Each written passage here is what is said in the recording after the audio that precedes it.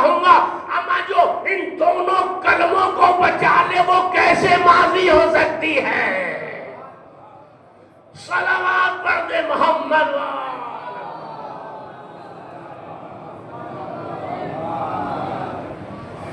بلند ترین صلوات بھیجے محمد وآل محمد۔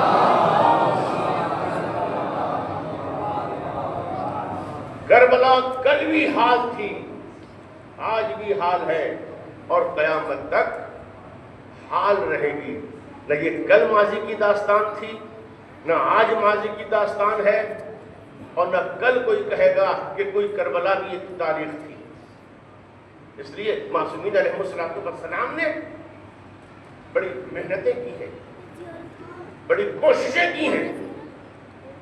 رونا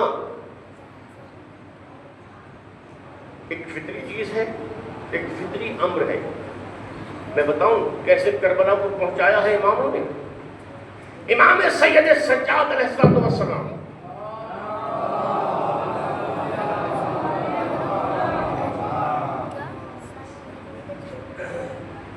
کربلا میں تھے اور باعتبار روایات غش میں تھے، ہاتھوں میں ہتھکڑیاں رہیں، بڑے مصائب سے دو چار رہے امام۔ کیوں تو شعراء اور ذاکرین نے جہاں چاہا سجاد کو رلایا، لیکن خدا کی قسم جناب سید سجاد کہتے ہی اسے ہیں کہ جس نے عظیم مصائب کا سامنا کیا مگر اللہ رب العزت کا شکر کرتے رہے اور صبر کرتے رہے ہمیشہ۔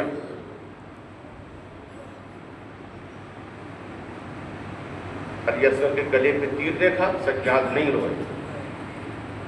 قاسم کے جسم ہے ناصرین کے ٹکڑے ٹکڑے دیکھا، سجاد نے آنسو نہیں بہائے۔ چچا کے بازو قلم ہوئے، سجاد نہیں روئے۔ خیمے جل گئے، نہیں روئے سجاد۔ سب کچھ ہوا، کیونکہ تو شعراء نے ذاکرین نے جہاں چاہا جس کو چاہا رلایا ہے، لیکن حقیقت یہی ہے۔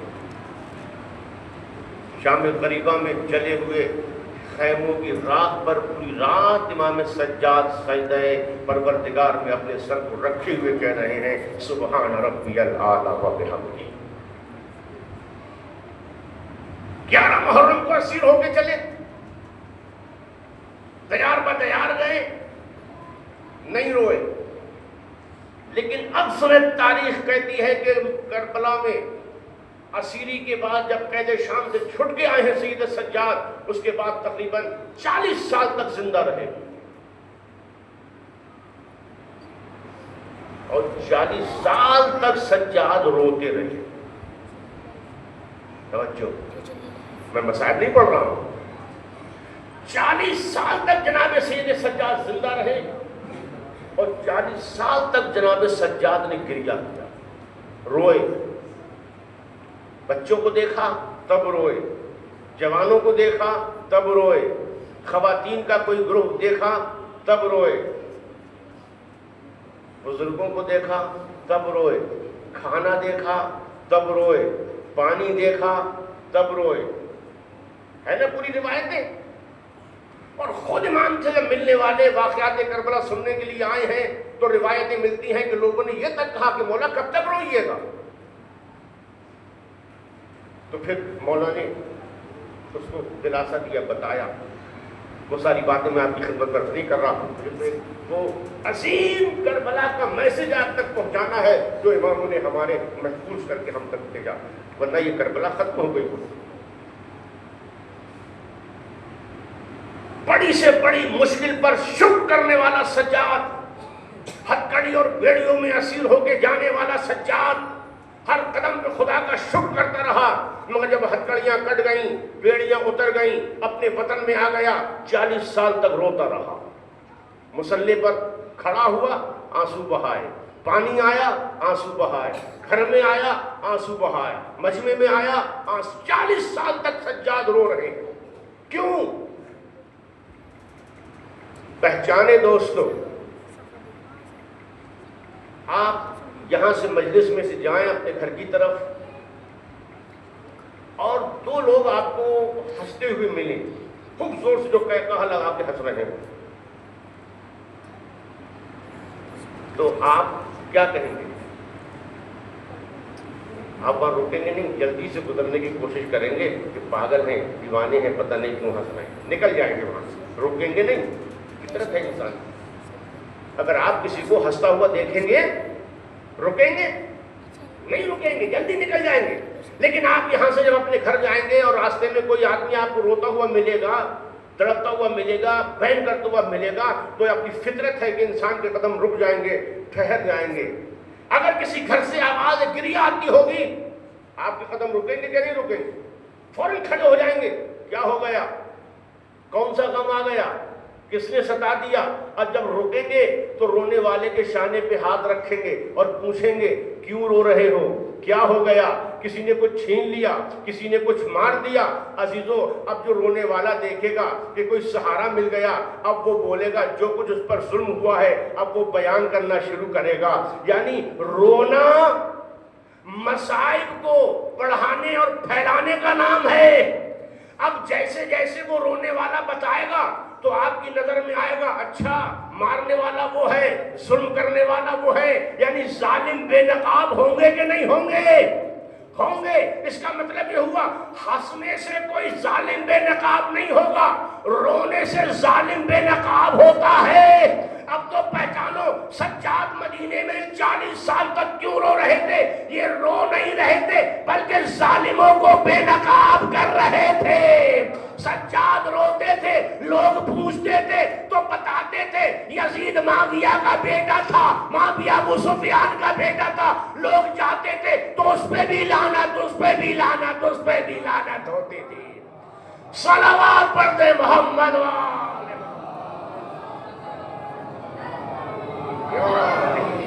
بلند ترین صلوات بھیجے محمد والے۔ 40 سال تک سجاد نے دشمنوں کو پہچنوایا۔ اللہ اکبر، یہ رو نہیں رہے تھے، یہ دشمنوں کو پہچنوا رہے تھے۔ اب سمجھ میں آیا یہ ہمارا گریہ کیوں ہے، یہ ہمارا رونا کیوں ہے۔ یہ ہمارا رونا نہیں ہے، بلکہ دنیا میں ہم یہ میسج پھیلاتے ہیں کہ حسین ابن علی نواسہ رسول کو ان ظالموں نے 3 دن کا بھوکا پیاسا سرزمین کربلا پہ ذبح کر دیا۔ مٹ گئی وہ قومیں کہ جنہوں نے کربلا کو مٹانا چاہا، فنا ہو گئے وہ افراد جنہوں نے ذکر اہل بیت کو ختم کرنا چاہا۔ ختم کرنے والے ختم ہو گئے، لیکن یہ ذکر قلبی تھا، آج بھی ہے، کل بھی رہے گا، اور بڑی قربانیاں ہیں دوستو اس ذکر کے لیے۔ ہم اور آپ تو بہت سستے میں چھوٹ رہے ہیں، ہمیں تو بس تھوڑا وقت دینا ہے، ہمیں تو بس تھوڑا سا جا کے جمع ہو جانا ہے۔ ہماری گردن پہ کسی کی تلوار نہیں، ہمارے گھر پر کسی کی نظر نہیں، ہمارے بچے محفوظ ہیں، ہماری خواتین محفوظ ہیں۔ یہ ذکر تو ہمیں یوں ہی مل گیا۔ ان سے پوچھو، ان کی تذکرہ تاریخ میں پڑھ کے دیکھو کہ جہاں ذکر اہل بیت کرنے والوں کی زبانیں گدیوں سے کھینچ لی جاتی تھیں، جہاں اہل بیت کا تذکرہ کرنے والوں کو سولی پہ چڑھا دیا جاتا تھا، مگر سولی پہ چڑھنے والے انکار حق نہیں کیا کرتے تھے، ذکر آل محمد کیا کرتے تھے۔ اور چاہنے والوں نے اپنے کردار سے بتایا کہ ذکر اہل بیت کرنے والے کیسے ہوتے ہیں۔ کیا آپ بھول گئے وہ وقت کہ جہاں ایک شخص جو عظیم چاہنے والا تھا مولا کا، کون؟ حضرت میثم، عظیم شخصیت ہے۔ آج بھی جو لوگ سرزمین عراق پہ گئے ہیں اور جہاں مسجد کوفہ اور بیت علی کی زیارت کرتے ہیں، وہیں بغل میں حضرت میثم کی بھی ذریح مبارک ہے۔ یعنی اتنے قریب تھے علی کے، اتنے قریب تھے کہ مرنے کے بعد بھی علی نے اپنے قریب رکھا۔ علی کے گھر کے قریب ان کا گھر، ان کی زری، ان کا روضہ آسمان سے نگاہیں ملا رہا ہے۔ یوں تو ایک معمولی سے تاجر تھے میثم تمار، کھجوروں کا بھی وپار کرنے والے، لیکن کوئی چھوٹی موٹی دکان یا چھوٹا موٹا بزنس نہیں تھا. چھوٹی دکان پر تو بیٹھتے تھے, لیکن پورے عرب کنٹری میں جو ہول سیل کا کام تھا تقریباً 90% جناب حضرت میثم بن تمار کے ہاتھ میں تھا, اور باقی جو 10% بچتا ہے اس میں اور لوگ شریک ہوتے تھے.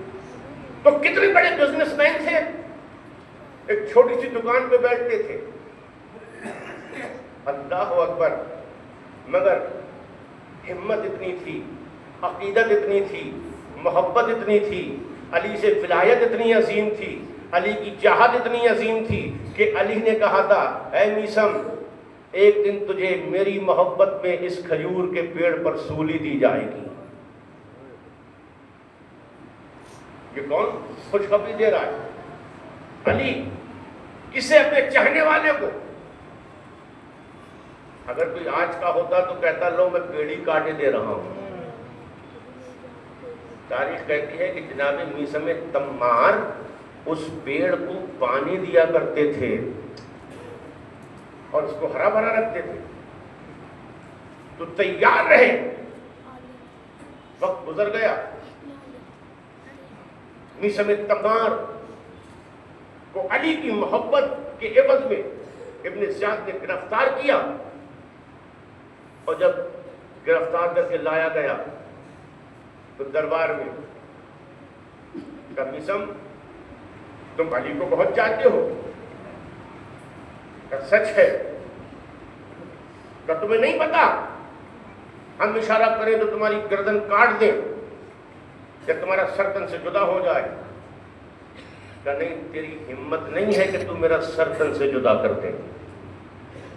تو مجھے مار نہیں سکتا, تو مجھے قتل نہیں کر سکتا. کوئی معمولی چیز ہے. ایک قیدی حاکم وقت کی آنکھوں میں آنکھیں ڈال کے گفتگو کر رہا ہے اور کہہ رہا ہے کہ تو مجھے قتل نہیں کر سکتا, تو مجھے مار نہیں سکتا, تو مجھے قتل نہیں کر سکتا. تو اس نے کہا کیوں, تمہیں یقین اتنا کیوں ہے؟ کہ مجھے یقین اس لیے ہے کہ پہلے تو میری زبان کاٹے گا اور پھر تو مجھے سولی پہ چڑھائے گا. کہ کیسے, کس نے کہا؟ کہا یہ میرے مولا نے مجھے بتایا ہے کہ میثم ہماری مدح کے جرم میں تمہاری زبان کھینچی جائے گی, کاٹی جائے گی اور پھر تمہیں سولی پہ چڑھایا جائے گا. یہ ملعون کہتا ہے میں تمہارے علی کا قول جھوٹا کروں گا اور تمہیں سولی پہ لٹکاؤں گا, تمہاری زبان نہیں کاٹوں گا. تو جناب میثم تمار آنکھوں میں آنکھیں ڈال کے کہتے ہیں مر گئے وہ لوگ جو علی کو جھوٹا کرانا چاہتے تھے. کوئی دنیا میں ایسا پیدا ہی نہیں ہوا کہ جو میرے مولا کے قول کو جھوٹا کر دے. اما ایک دو تین نہیں, ہزاروں لوگ ایسے گزر گئے جنہوں نے چاہا کہ ہم علی کو کہیں نہ کہیں جھوٹا ثابت کر دیں, مگر وہ جھوٹے خود جھوٹے ہو گئے. علی کل بھی سچے تھے, آج بھی سچے ہیں اور قیامت تک سچے رہیں گے, اس لیے کہ تم اپنی مرضی سے بولتے ہو, علی خدا کی مرضی سے بولتا ہے. لہذا اس نے حضرت میثم علیہ السلام کو اس کھجور کے درخت پر لٹکا دیا اور چھوڑ دیا کہ خود مر جائے گا. کتنی دیر ایک انسان الٹا لٹک سکتا ہے؟ 10 منٹ, 20 منٹ, 30 منٹ, آدھا گھنٹہ, 1 گھنٹہ, 2 گھنٹہ تڑپنے لگے گا, فریاد کرنے لگے گا, اس لیے کہ سارا سسٹم بگڑ جائے گا. مگر تاریخ کہتی ہے کہ جناب حضرت میثم تمار کھجور کے درخت پر الٹے لٹکے ہوئے تو ہیں, مگر لٹکے تو الٹے ہیں, مگر زبان ایسی مدح علی میں چل رہی ہے کہ جیسے ممبر پہ کوئی بڑا خطیب بول رہا ہو, جیسے ممبر سے کوئی خطیب ذکر علی, فضائل علی بیان کر رہا ہو. اور جب یہ آواز اس کھجور کے درخت سے آگے بڑھی تو کھجور کا درخت نہ بنا. میثم نے کہا کہ ہم ذکر علی کریں تو کھجور کے درخت کو بھی ممبر بنا دیں گے. اس کھجور کے درخت کو بھی ممبر بنا دیا. وہاں سے لوگ گزرتے تھے, مجمع جا رہے تھے, قافلے جا رہے تھے. جب دیکھا کہ یہ میثم علی کی تذکرے میں زبان چلا رہے ہیں, ایسی مدح کر رہے ہیں, آج تک ایسی مدح نہ سنی, لوگ کمال اشتیاق سے آگے بڑھے, درخت کے قریب آئے. 1 آیا, 2 آئے, 10 जमा हुए, 20 जमा हुए, लोगों को लुत्फ आने लगा, लोगों को मजा आने लगा, भीड़ बढ़ती गई, तस्करा बढ़ता गया, फजाइल बढ़ते गए, लोग बढ़ते गए, हर तरफ अली की जय जयकार होने लगी, नारे लगने लगे, कोई मीसम सुभान अल्लाह, मीसम सुभान अल्लाह। हमने तो ये कभी सुना ही नहीं था, ये तक होता रहा। लेकिन जब इब्ने ज़ियाद को किसी ने बताया कि पागल मत बन, अगर उसकी जबान ना कटी तो तेरा तख्त खतरे में है, अगर जबान ना कटी तो तख्त खतरे में। का हुआ क्या? का उस दीवाने को जो तूने खजूर पे लटकाया है, उसकी जबान खामोश नहीं, वो अली की मदह कर रहा है, लोग सुभान अल्लाह कह रहे हैं, लोग अली का कलमा पढ़ रहे हैं, लोग अली की फजाइल में खुश हो रहे हैं। आगे बढ़ा, हाथ में खंजर लिया, आया मीसम के सामने और जबान को कहा निकाल मीसम जबान। मीसम ने जबान निकाली, पहले मुंह पे थूक के कहा अब बता तू झूठा या मेरा मौला झूठा। सलावत पढ़ दे मोहम्मद वाले।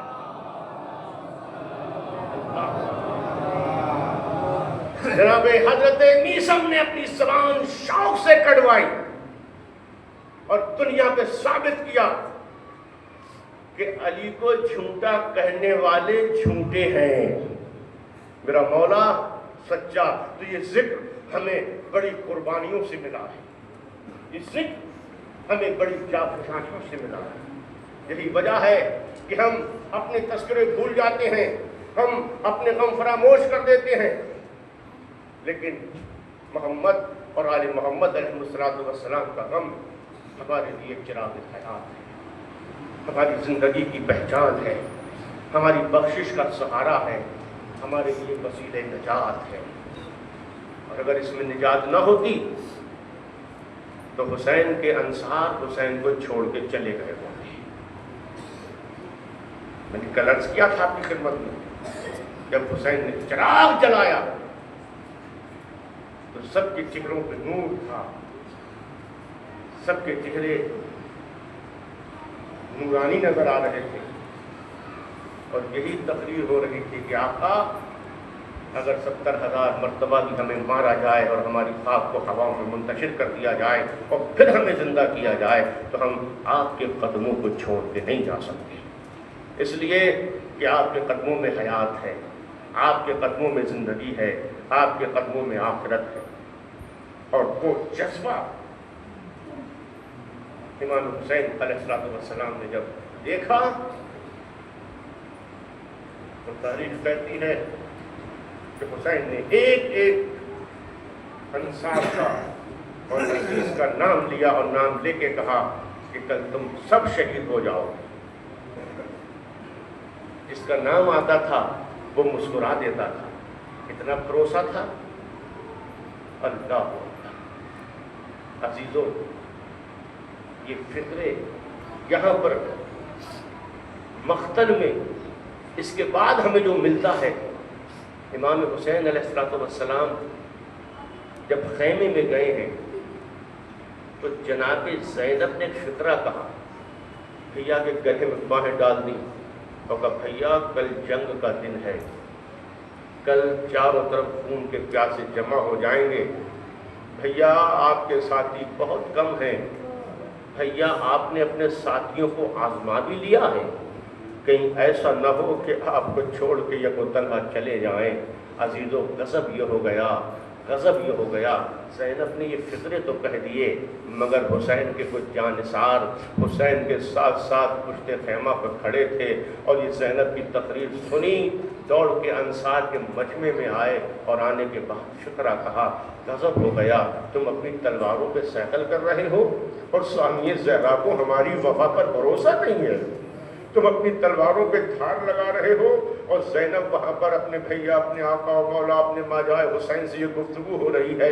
अजीज़ों इतना सुना, अंसार ने नियाम से तलवारें निकाली, नियाम को तोड़ के फेंक दिया और दरे खैमा पर जमा हो गए और शुक्रा का आका या तो शहजादी को हमारी वफा पर यकीन दिला दीजिए या हमें हुक्म दीजिए कि हम अपने गले अपनी तलवारों से काट के फेंक दें।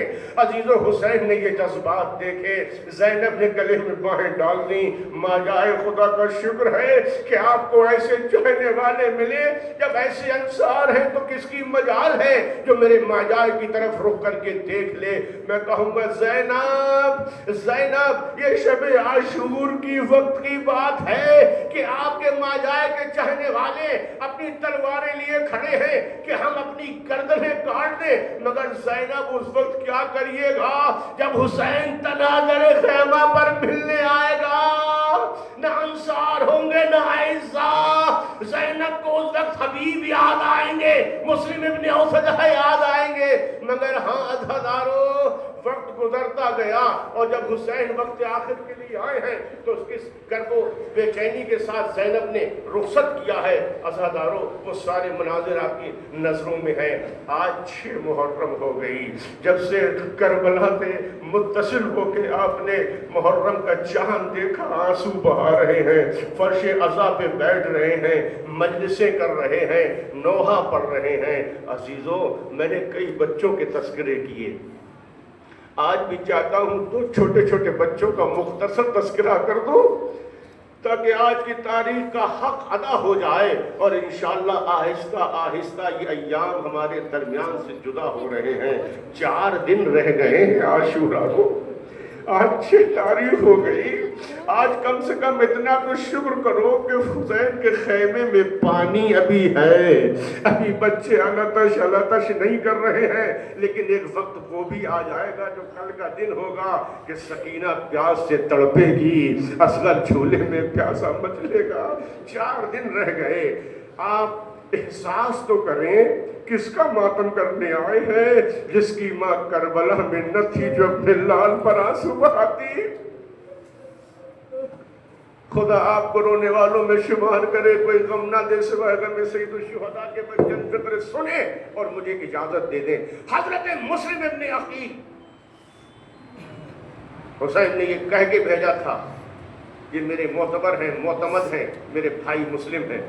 کوفے والوں ان کے ہاتھ پر بیعت کرنا ایسی ہے کہ جیسے میرے ہاتھ پر بیعت. مسلم تنہا نہیں گئے تھے, مسلم کے ساتھ تو چھوٹے چھوٹے بچے بھی تھے. اہل دل کا مجمع ہے. خدا آپ کے چھوٹے چھوٹے بچوں کو سلامت رکھے. خدا کوئی غم نہ دے سوائے غم فاطمہ زہرا کے, سوائے غم امام حسین کے, سوائے غم آل محمد کے. جو چھوٹے چھوٹے بچے تھے, ایک کا نام محمد تھا, ایک کا نام ابراہیم تھا. عزیزو آج بھی عراق میں مسیب ایک مقام ہے, ایک جگہ ہے کہ جہاں ان دونوں شہزادوں کے عالی شان روضے بنے ہوئے ہیں. آج بھی پوری دنیا کے لیے زیارت گاہ بنے ہوئے ہیں. یعنی جنہوں نے قتل کیا تھا وہ نابود ہو گئے اور یہ 2 شہزادوں کا مزار آسمان سے نگاہیں ملا رہا ہے. ہر خاص و عام زیارت کو آتا ہے کہ اللہ نے انہیں وہ شرف بخشا. لیکن سنیں 2 چھوٹے چھوٹے بچے مسلم ابن عقیل کے, مسلم کو شہید کر دیا گیا, بچوں کو قید خانے میں بند کر دیا گیا. بہت اختصار کے ساتھ میں آپ کی خدمت میں چند جملے عرض کروں گا. انشاءاللہ ہم مصاب ہوں گے, آپ کی آنکھیں نم ہوں گی, آپ ضرور فرصت دیں گے, آپ کا گریہ ضرور سامنے آئے گا, آپ ضرور آنسو بہائیں گے. عزیزو رات کا وقت گزر گیا. شریح جو کہ ایک قاضی تھا, دروغ زندان تھا, اس نے دیکھا کہ 2 چھوٹے چھوٹے بچے ہیں جو مسلسل روتے ہیں. ان نے بچوں سے پوچھا, بچوں تم کون ہو, کیوں رو رہے ہو, کہ جرم میں تمہیں قید کیا گیا. بچوں نے کہا ہمیں جرم تو کچھ نہیں پتا کہ ہمیں قید کیوں کیا گیا, بس اتنا سمجھ کہ ہم مسلم ابن عقیل کے فرزند ہیں. قاضی شریح کہتا ہے وہی مسلم ابن عقیل جسے چند روز پہلے دارالامارہ پہ شہید کر دیا گیا. کہا وہی مسلم ابن عقیل. عزیزو نہ جانے اس کے دل میں کیا آئی, بچوں پر شفقت کی, مہربان ہوا, رات کے سناٹے میں اس نے قید خانے کا دروازہ کھول دیا. چھوٹے چھوٹے بچے, کوفے کی گلیاں, ہر طرف اندھیرا, اجنبی شہر, عزیزو ایک جوان بھی کسی اجنبی شہر میں بھٹکتا ہے وہ بھی پریشان ہو جاتا ہے. یہ تو بہت کم سن بچے تھے, بہت چھوٹے بچے تھے, شہر اجنبی تھا, سب طرف اندھیرا تھا, اور بچے راستہ بھٹکتے بھٹکتے پوری رات کوفے میں گھومتے رہے. اور عالم یہ تھا بچوں کے خوف کا کہ میر انیس نے ایک بیعت لکھ کے قلم توڑ دیا. وہ فرماتے ہیں کہ جاتی تھی اجل ساتھ, جدھر جاتے تھے دونوں, پتا بھی کھڑکتا تھا تو ڈر جاتے تھے دونوں.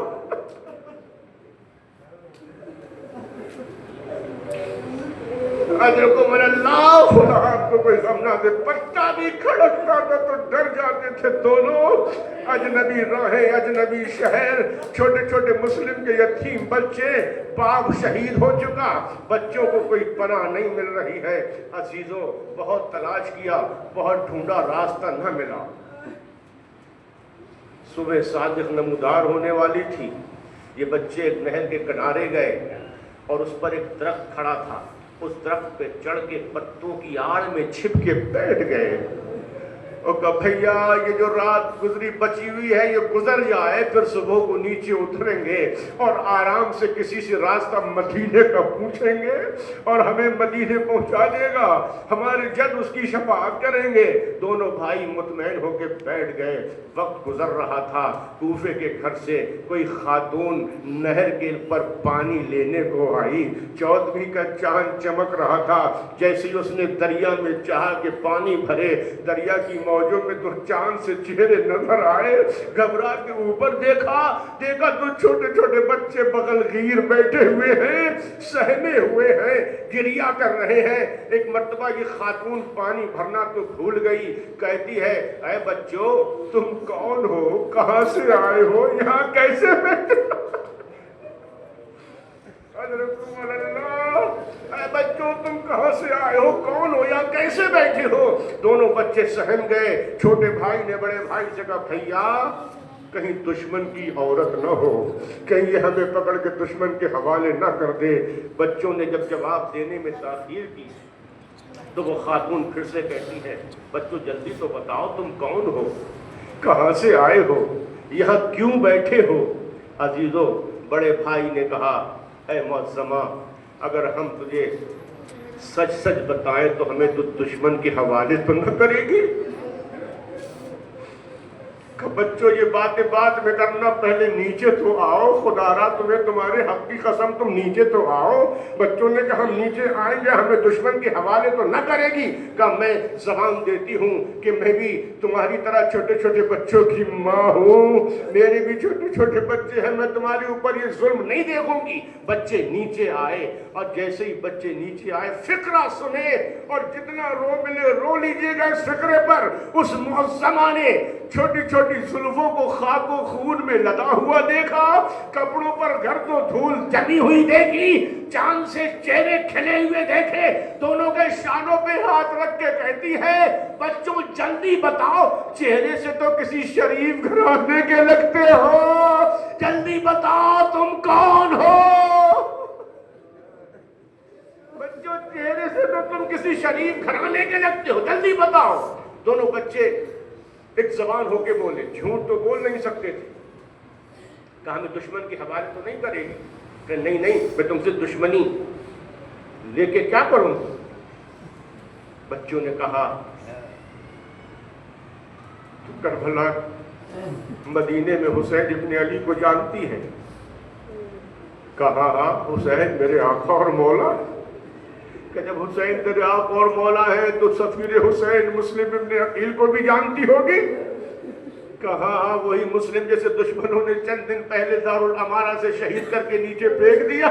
کہا کہ بچوں جلدی بتاؤ تمہارا مسلم سے رشتہ کیا ہے؟ دونوں بچوں نے ہاتھوں کو جوڑا, اے معظمہ وہ مسلم ہی کے تو ہم بچے ہیں, ہمارا باپ شہید کر دیا گیا, ہم تیار بدیار کوفے کی گلیوں میں بھٹک رہے تھے, ہمیں راستہ مدینے کا نہ مل سکا، ہم یہاں چھپ کے بیٹھ گئے، اب اتنا کرم کر ہمیں راستہ بتا دے تاکہ ہم مدینے چلے جائیں، ہمیں راستہ بتا دے تاکہ ہم مدینے چلے جائیں۔ معظمہ نے چیخ ماری، شہزادوں معاف کرنا، تم میرے شہزادوں کے شہزادے ہو، تم میرے امام زادوں کے بچے ہو، میں نے بہت دیر تک تم سے سوال کیا، اپنے نانا سے شکایت نہ کرنا، اپنے بابا سے شکایت نہ کرنا، مجھے معاف کر دینا، مجھے نہیں پتا تھا تم میرے آقا اور مولا مسلم ابن عقیل کے فرزند ہو۔ اے بچوں تم چہرے سے پھونکے بھی لگ رہے ہو، لباس سے بھی ایسا لگ رہا ہے کہ نہ جانے کب سے نہیں نہائے ہو۔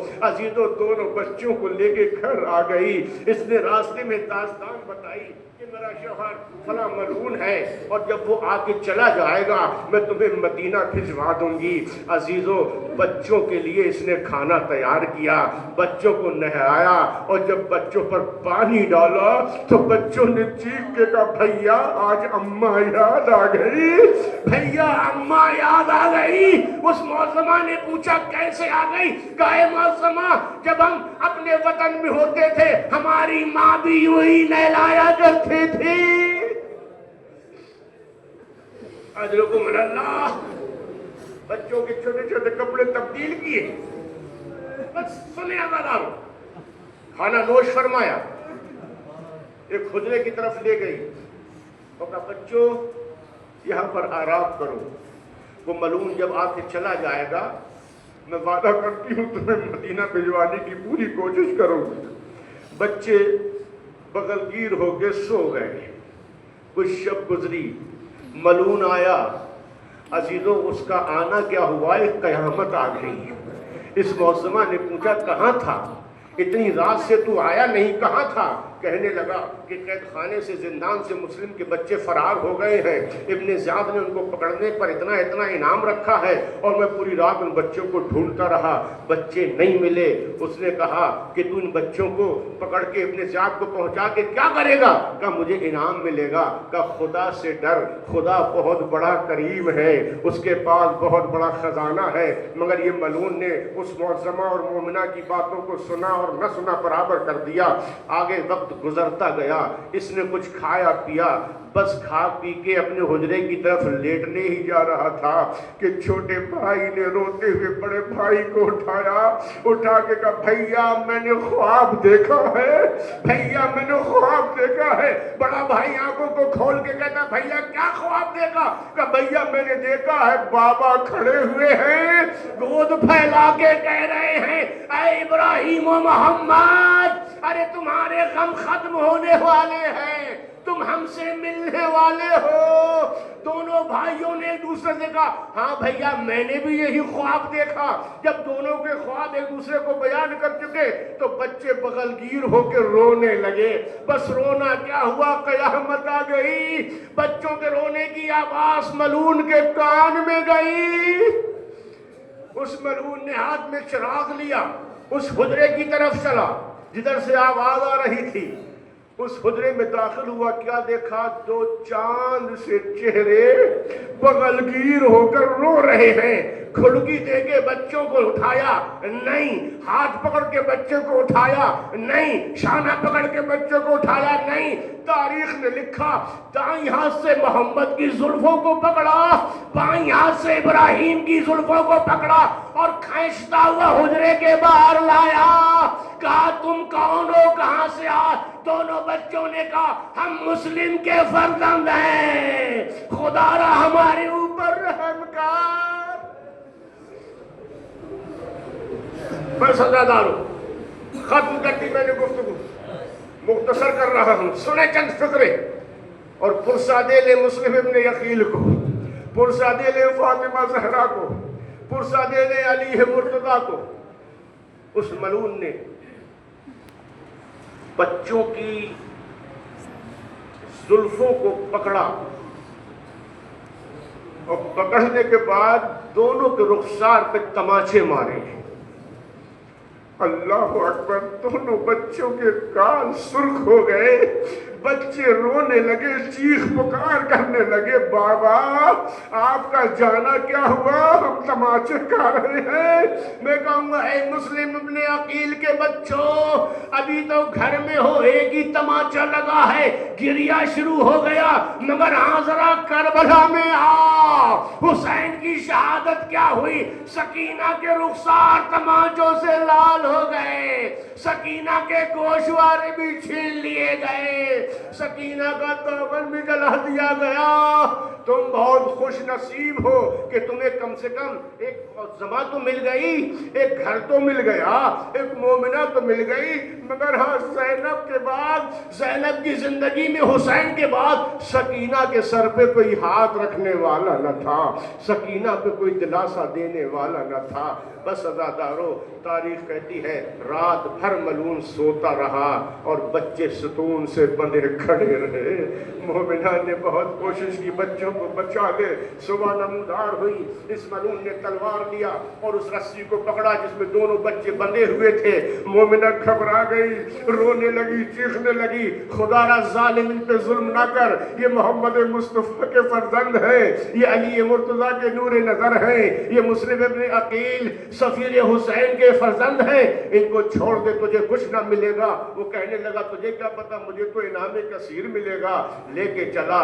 عزیزو، جب مومنہ حائل ہوئی تو اس ملعون نے اس پر بھی تلوار سے وار کر کے زخمی کر دیا، اور جب مومنہ زخمی ہو گئی اب سمجھ گئی کہ اب میں روک نہ پاؤں گی، ہاتھوں کو جوڑ لیا، بچوں مجھے معاف کر دینا، بچوں مجھے معاف کر دینا، میں تمہیں بچانے میں ناکام رہی، بچوں میں تمہیں بچا نہ سکی۔ عزیزو، پہنچا یہ ملعون فرات کے کنارے اور جا کے کہتا ہے قتل تو میں تم دونوں کو کروں گا، مگر پہلے یہ بتاؤ کسے قتل کروں۔ دونوں بچے ایک زبان ہو کے کہتے ہیں تو ہمیں قتل کر دینا، مگر ہمیں 2 رکعت نماز پڑھ لینے دے۔ سلام ہو ہمارے جس گھر سے نمازیں چلی۔ وہ ظالم کہتا ہے بچوں اب نماز تمہیں بچا نہیں پائے گی۔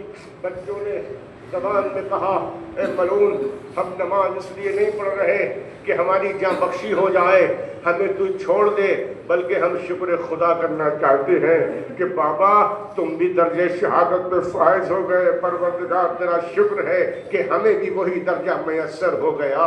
عزیزو، دونوں بچوں نے نماز پڑھی، نماز تمام ہوئی، ملعون نے تلوار کو اٹھایا، کہا پہلے کسے قتل کروں؟ چھوٹے بھائی نے تلوار کے دھار پر اپنا گلا رکھ دیا، پہلے مجھے قتل کر دے، اس لیے کہ میں بڑے بھائی کو خون میں تڑپتا نہ دیکھ پاؤں گا۔ عزیزو، تلوار چلنے والی تھی، بڑے نے پھر دھار پہ گلا رکھ کے کہا کہ میں اپنے چھوٹے بھائی کو خون میں تڑپتا نہ دیکھ پاؤں گا، پہلے مجھے قتل کر دے، بہت دیر ہو گئی۔ یہی بڑا بھائی کہتا تھا پہلے مجھے قتل کر دے، چھوٹا کہتا تھا پہلے مجھے قتل کر دے۔ کیوں وجہ لکھی کہ میں اپنے چھوٹے کو خون میں تڑپتا نہ دیکھو پاؤں گا۔ میں کہوں گا اے مسلم کے یتیم بچوں، ذرا کربلا میں آ کے دیکھو، 6 مہینے کے بچے کے گلے پہ خون تھا، 6 برس کی سکینہ دیکھ رہی تھی اور خیمے میں چیخ کے کہہ رہی تھی اماں تیری گودی اجڑ گئی، اماں میرا اصغر مارا گیا۔ واہ حسینہ۔ عزیزو، وہ ملعون کہتا رہا، ایک مرتبہ اس نے تلوار کو سوندا اور سوننے کے بعد بڑے بھائی کے گلے پہ وار کیا، سر تن سے جدا ہوا۔ اس ملعون نے جسم کو اٹھایا، دریا کی طرف گیا، دریا میں پھینک دیا۔ چھوٹے بھائی نے بڑے بھائی کے سر کو اپنی آغوش میں لے لیا اور روکے کا بھیا میرا انتظار کرنا، بھیا مجھے چھوڑ کے نہ جانا، بھیا میں بھی آ رہا ہوں۔ اتنے میں ظالم پلٹ کے آیا، چھوٹے بھائی کا سر تن سے جدا کیا، اس کو بھی فرات میں پھینکا، ادھر سے بڑے بھائی کا لاشا، ادھر سے چھوٹے بھائی کا، دونوں بغل گیر ہو گئے۔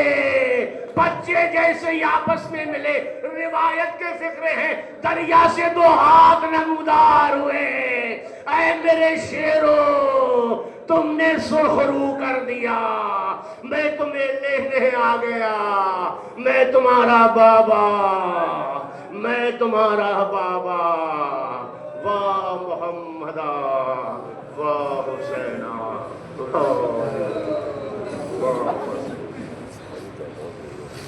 سيعلم الذين ظلموا أي منقلب ينقلبون